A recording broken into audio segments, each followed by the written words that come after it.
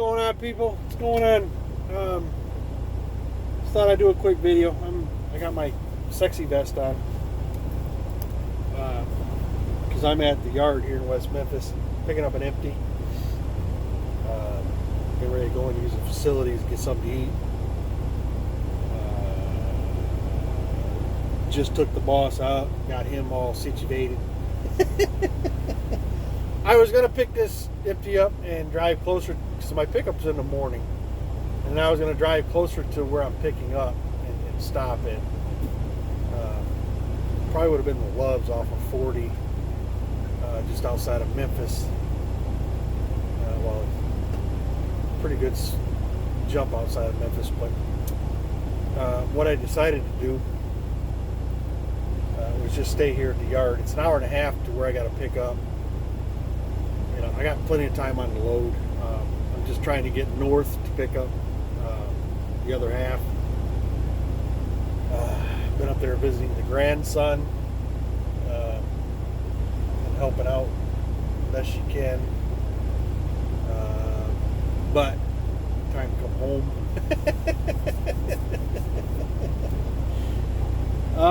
Yeah. I've been down a few days looking for a decent load going that way. Loads going north aren't paying spectacularly well for some reason, but other loads like Pennsylvania, coming out of this area, going to Pennsylvania, Georgia, even Texas is going there is paying pretty good. As usual, coming out of Texas is always a crapshoot, even now. But I have seen rates have gotten back, into the better area. I've actually seen some rates going from this area to Georgia over the $2 mark. And anybody that runs for Schneider or has run for Schneider knows when I look at the load board and I see $2 a mile, that's what I'm making. That's not the overall rate for the load, which I would then get 65% of. That's already broken down on the load board here. But I've seen loads paying over $2 a mile going to Georgia. I was going to grab one. I thought about grabbing one of those and then heading north. But I need to be, today's Wednesday, and I need to be up north this weekend, Saturday, Sunday. So I didn't have time for that extra run. But yeah, some roads going to Pennsylvania paying really good money.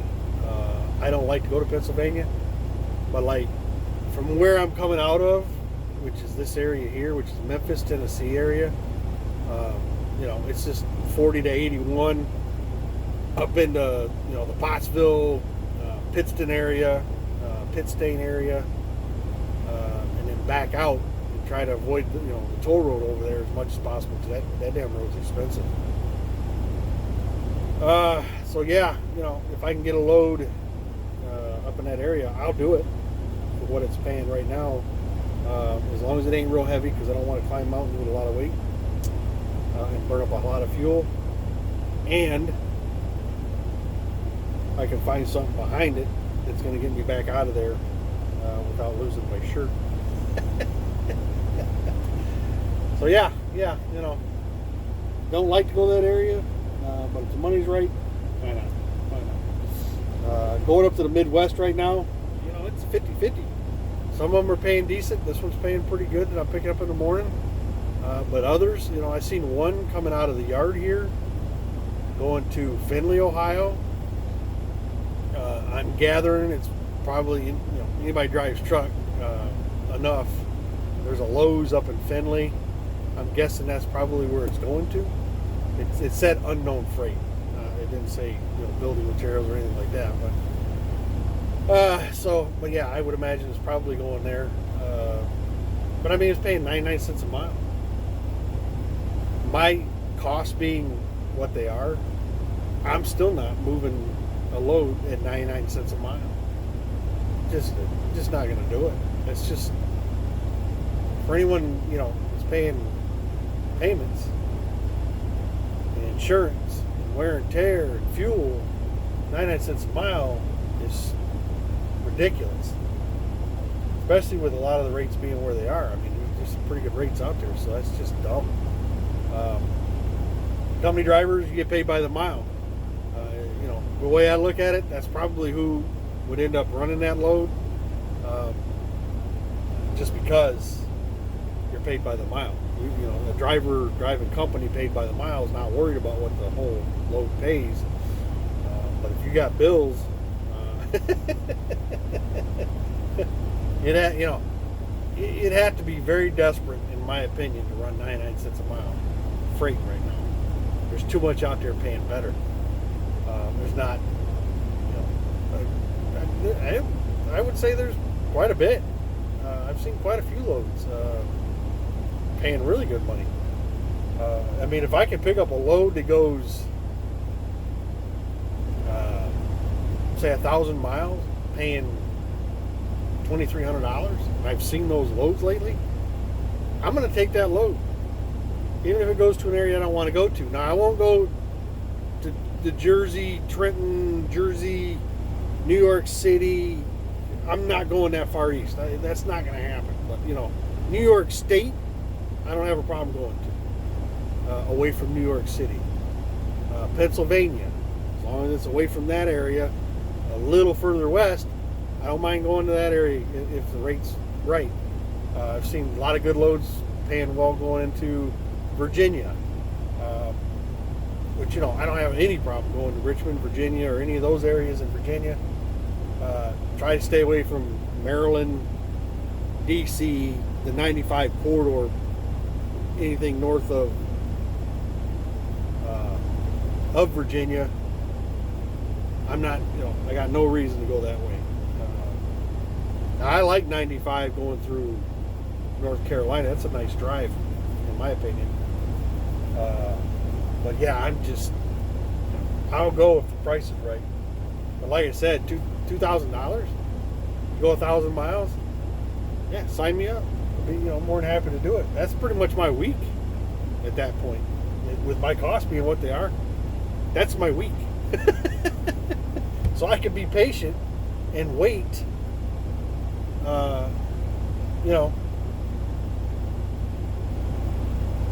For something that's going to get me back out of there that pays decent enough to make it worthwhile.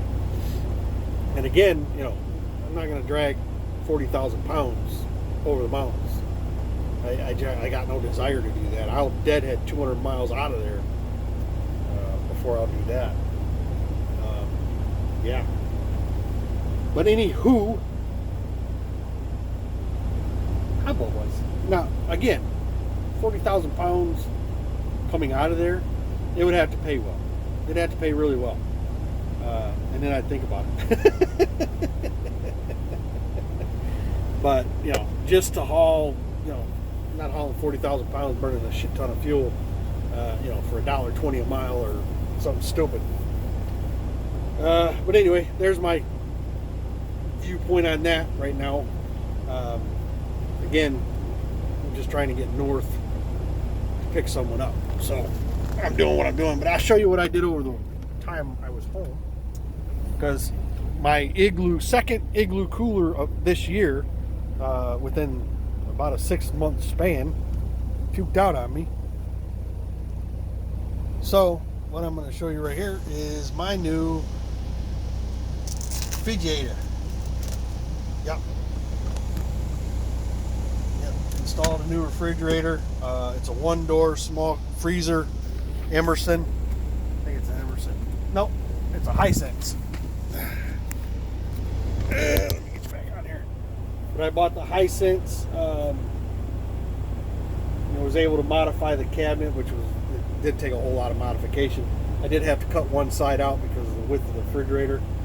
And then I had to come up with some bracketing to keep it from moving around in there or walking out into the floor. It seems to be pretty sturdy at the moment, but I've already come up with a better install design that I'm going to do next time I'm home. But yeah, I already have the 2,000 watt inverter. This thing only pulls let me think what it is, 0.8 amps, I think it is. You got to watch these mini fridges. Some of them don't pull a whole lot, some of them pull a lot. This one's 0.8. I've seen them as low as 0.3 for the smaller ones. This one's 3.3 cube. But I've seen some the same size as this one advertised 7, 8 amps is what it pulls. Generally, that's on the startup with a compressor. So, yeah, I don't want to tax my electrical system that much, so I bought this one. Works really good. I've had it on. I've had it in the truck for, I don't know, 4 or 5 days now. It works really good. I leave the APU and monitor, just to monitor the batteries. So the APU only kicks on when it needs to charge the battery, and it didn't have to kick on all that much to keep the batteries up, which is awesome. So yeah, that's what we got. Of course, obviously we got the TV, and I installed one of those electrical strips, plugs. So I got the TV, refrigerator, Roku, all that plugged into the strip, overload protection strip, whatever the hell they call it. So yeah, but yeah, I was able to get that installed. Not very difficult. I was able to save one shelf to use that to store stuff, because I had to leave a gap behind the refrigerator for airflow. You want to leave as much gap around these refrigerators as you can because of the way they're built, just for airflow. But it works well. The freezer works great. So yeah, I'm not going to complain. But what had happened was, originally I ordered one through Amazon, and they said it would be at my house within 2 days. But then when they shipped it, they said it would take up to 7 days. And I wasn't going to wait around that long. I wanted to get it done. So I canceled that, got a return label on it, and then went and bought this one the next day and installed it. And the dumbest thing is, the one I ordered from Amazon came the day after that. It was supposed to be the 3rd. They actually came the 4th to deliver it. And I would have waited 1 day because it was a double door refrigerator. It had the freezer door and the fridge door. This one has one door with just a cubby freezer in it. And again, it was another low amperage fridge. Whatever. What are you going to do? It just is what it is. So the UPS guy didn't even have to take the refrigerator off the truck. Gave him the return label back to Amazon. They've already gotten it back, and they're already issuing a credit. So that's fine. But other than that, not a whole lot going on. Gonna go in here and use the facilities and get something to eat. Pretty much call it a day. I appreciate all the new subscribers. I might actually hit 200 subscribers one day. But I don't do it for. I'm really, at this point, I'm kind of over YouTube per se, just because of the amount of ads you got to watch now.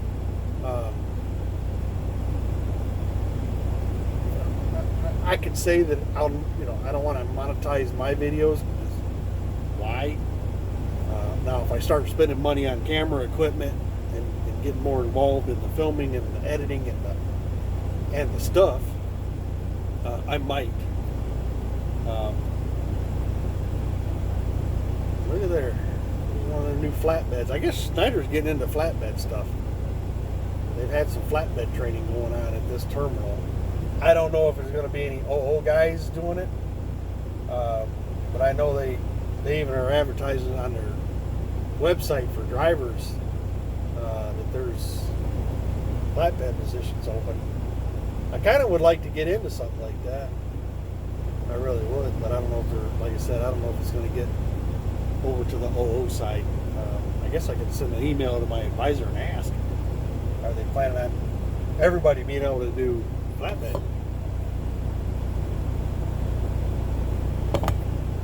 Who knows? But anyway, That's my story. That's not what I'm sticking to. I've actually thought about tanker, but I don't have a mid roof. I don't see anybody at this company,